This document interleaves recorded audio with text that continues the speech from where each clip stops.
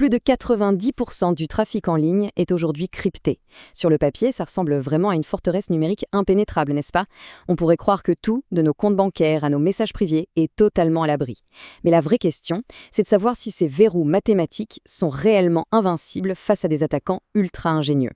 Eh bien, c'est exactement ce qu'on va découvrir ensemble. Bienvenue dans cette analyse de fond. On plonge directement dans l'architecture invisible de la cryptographie moderne. L'idée ici, c'est de déconstruire ces murs numériques pour comprendre précisément comment ils protègent nos données, et plus fascinant encore, comment certaines vulnérabilités permettent de les contourner complètement. Au programme aujourd'hui, on commence par les bases du secret numérique, on plonge au cœur de l'algorithme AES, puis on regarde du côté des applications pratiques avec OpenSSL. Ensuite, on passera aux redoutables attaques de l'homme du milieu pour finir sur la course aux armements cryptographiques. C'est parti. Section 1. Les bases du secret numérique, ou comment construire les murs conceptuels de notre forteresse. Il y a une distinction absolument fondamentale à faire entre deux grands types de chiffrement. D'un côté, on a le chiffrement symétrique. Faut imaginer ça comme un casier sécurisé. On utilise la même clé pour verrouiller et déverrouiller. C'est super rapide, hyper efficace, mais il y a un gros hic. Si cette fameuse clé unique est interceptée pendant l'échange, tout le système s'effondre. De l'autre côté, le chiffrement asymétrique propose une parade brillante. C'est un peu comme une boîte aux lettres publique dans la rue. N'importe qui peut y glisser un message grâce à une clé publique, mais seul le destinataire détient la clé privée pour l'ouvrir. Alors oui, c'est mathématiquement beaucoup plus lourd et plus lent, mais ça résout ce fameux casse-tête de l'échange de clés. Ensuite, on ne peut pas parler de cryptographie sans mentionner le hashage. C'est l'illustration parfaite de l'irréversibilité. Contrairement au chiffrement classique, le hashage prend n'importe quel volume de données et le transforme en une empreinte de taille fixe. Pensez au code ISBN d'un livre. L'identifiant est unique pour ce bouquin, mais c'est littéralement impossible de réécrire toute l'histoire du livre juste à partir de ce code à barres. C'est absolument indispensable pour stocker des mots de passe ou vérifier l'intégrité d'un fichier sans jamais exposer la donnée brute. Ce qui nous amène à la section 2. Au cœur de l'algorithme AES. On va inspecter de près les briques mathématiques les plus solides de la planète. L'Advanced Encryption Standard, ou AES pour les intimes, c'est la norme de chiffrement symétrique qui protège actuellement tout, des agences gouvernementales aux immenses réseaux bancaires mondiaux. Son grand point fort, c'est sa flexibilité. L'AES traite les données par bloc, mais on peut ajuster la taille de la clé. Une clé de 128 bits, ça nécessite 10 tours cryptographiques. On veut monter en puissance avec 192 bits, on passe à 12 tours. Et pour la sécurité maximale absolue, le standard ultime pour les secrets d'État par exemple, on sort la clé de 256 bits qui demande 14 tours.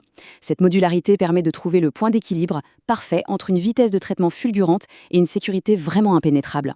C'est vraiment fascinant de ralentir un instant pour disséquer un seul de ces fameux tours cryptographiques. Ça se passe en 4 phases mathématiques redoutables. D'abord, subbytes, qui va bêtement substituer les données via une table fixe. Ensuite, shift rows entre en jeu pour décaler les lignes et brouiller l'alignement. Troisièmement, mix columns vient mélanger tout ça avec une multiplication matricielle bien complexe. Et pour finir, add round key intègre la clé secrète via une stricte logique binaire. Et c'est justement la répétition frénétique de ces 4 étapes qui transforme un texte clair en un chaos mathématique totalement illisible. Allez, on passe à la section 3, les applications pratiques avec OpenSSL. Comment est-ce qu'on manœuvre concrètement les portes de cette forteresse numérique? Dans le monde réel, toutes ces théories prennent vie via des interfaces en ligne de commande, comme OpenSSL. C'est dans ces terminaux un peu austères que les développeurs génèrent des paires de clés colossales, appliquent des hashages complexes ou manipulent des courbes elliptiques. Toute cette complexité vertigineuse dont on vient de parler, elle est condensée ici en quelques commandes indispensables qui font tourner la sécurité d'Internet au quotidien.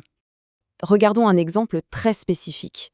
Une simple petite ligne de texte suffit à déclencher toute la mécanique AES 256 qu'on a décortiquée tout à l'heure. Cette commande dit à OpenSSL de déchiffrer un fichier en un claquement de doigts. Un amas de données totalement aléatoire redevient instantanément le document d'origine. C'est quand même la beauté de l'informatique. Rendre des sciences cryptographiques hyper pointues, exploitables en une fraction de seconde et avec une élégance folle. Mais attention, ça se corse à la section 4. Les attaques de l'homme du milieu, ou comment les attaquants arrivent à contourner nos murs géants sans même essayer de les briser. Pour bien comprendre, il faut parler du protocole HTSS. En gros, c'est une directive qui ordonne fermement aux navigateurs web de ne communiquer qu'en version cryptée, donc en HTTPS. Le but de ce truc, c'est de bloquer net une attaque vicieuse qu'on appelle le SSL stripping, où le pirate essaye de forcer notre connexion sécurisée à redescendre vers du vieux HTTP en clair, ce qui, évidemment, exposerait absolument toutes nos données. Sauf que voilà, l'ingéniosité humaine trouve toujours des failles. C'est là qu'intervient l'attaque HTSS Hijack. Le scénario est le suivant. La cible visite un site intermédiaire qui n'est pas protégé. L'attaquant, qui se cache sur le réseau, intercepte le trafic et modifie à la volée un lien sortant tout à fait légitime. Plutôt que de pointer vers le vrai Twitter, par exemple, le lien est redirigé vers un faux domaine contrôlé par le pirate, disons twitter.com avec 2 E. Quand la personne clique, boum, elle atterrit sur une copie parfaite de la page de connexion, mais servie sans aucun cryptage. Le bouclier HTSS n'est même pas déclenché, parce que ce faux domaine n'a jamais été configuré pour l'utiliser. Les identifiants sont saisis et volés en un clin d'œil, c'est redoutable. Et honnêtement, le plus effrayant dans tout ça, c'est qu'il ne faut presque rien pour y arriver. On n'a pas besoin d'un super calculateur à $1 000 000. Un minuscule ordinateur grand comme une carte de crédit, à une trentaine d'euros, comme un Raspberry Pi, couplé au système Kali Linux et un outil open source gratuit comme BetterCap, et c'est réglé. Avec une configuration de base, ce petit matos automatise tout le détournement. Ça prouve cruellement que la vraie faille, ce ne sont pas les mathématiques de l'AES, mais bien l'implémentation du réseau et notre propre inattention. Et ça nous mène tout droit à notre dernière partie, la section 5, la course aux armements cryptographiques, une bataille absolument sans fin entre la sécurité et la puissance de calcul. Jetez un œil à ce chiffre, 2 puissance 126,1. C'est fascinant. Même l'algorithme AES, notre forteresse, est constamment mis à l'épreuve par les chercheurs. Récemment, ils ont réussi à optimiser une attaque par force brute contre l'AES 128, réduisant sa complexité de 2 puissance 128 à 2 puissance 126,1. Alors, on est d'accord, ça représente encore un temps de calcul complètement absurde pour nos machines actuelles. C'est une micro-fissure théorique, pas une porte grande ouverte. Mais ça montre bien qu'on ne peut jamais se reposer sur ses lauriers. Mais la véritable tempête qui s'annonce à l'horizon, c'est l'informatique quantique. Propulsée par des concepts comme l'algorithme de Grover, cette technologie a le potentiel théorique de littéralement diviser par 2 la force de nos clés symétriques actuelles. Et c'est exactement pour ça qu'on voit une accélération massive de la transition vers l'AES 256 aujourd'hui. On anticipe, on renforce les murs avant même que ces supercalculateurs du futur n'arrivent sur le champ de bataille. Alors, pour conclure notre analyse d'aujourd'hui, une réflexion s'impose.